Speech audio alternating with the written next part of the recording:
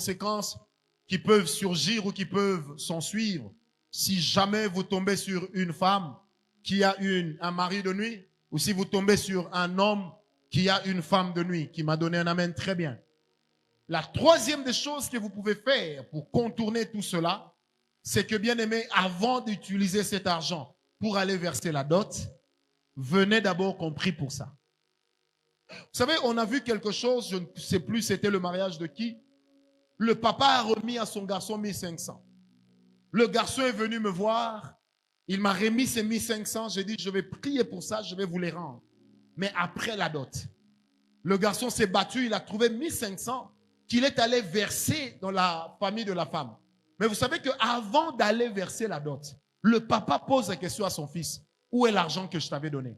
Le fils sort l'argent dans la même enveloppe. Le papa regarde l'enveloppe fermée. Il dit, ce n'est pas l'argent que je t'ai donné. Authentique.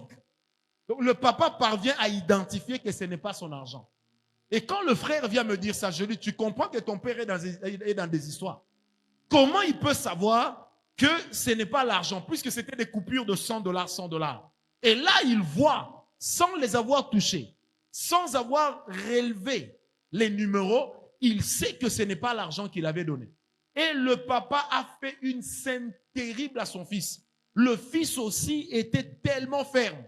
Il a dit, c'est ce que tu m'avais donné, papa. Le papa dit, jamais. Je connais mon argent, écoutez, parce que je connais mon odeur dans l'argent. Or, dans le monde spirituel, généralement, on identifie les esprits des hommes par des odeurs. C'est comme ça que dans Genèse 27, Isaac, en bénissant Jacob, dit une parole. À partir du verset 27, il dit, voici l'odeur de mon fils. Et comme l'odeur d'un champ que Dieu a béni. Donc dans le monde spirituel, il y a des gens qui ont des odeurs.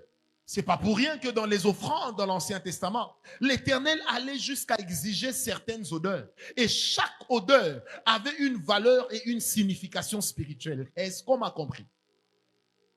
Ce frère a tenu, il me dit, papa, quand nous sommes allés verser la dot, mon père n'a pas pipé un mot. Il est resté silencieux. Il ne disait rien. On sentait qu'il était mécontent. Et moi, je le dis, au moins, nous avons déjoué quelque chose. Parce qu'avec des choses pareilles, le père qui est dans la magie, dans la sorcellerie, peut commencer à venir récupérer les enfants. Je connais également un cas, et ça s'est passé aux États-Unis. L'homme pasteur, marié, son grand frère, à lui, pasteur aussi, l'a aidé à doter. Et lui ne savait pas que tout en étant pasteur, son frère était dans l'occultisme. Oh, que dis-je? Dans la sorcellerie.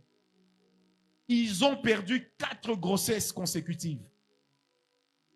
Et lui me dira, après avoir prié avec lui, c'est là que l'Esprit de Dieu va lui rappeler, il me dira, à chaque fois que ma femme tombe enceinte, dès que la grossesse atteint 3 mois, mon frère qui ne vient jamais chez nous vient nous rendre visite.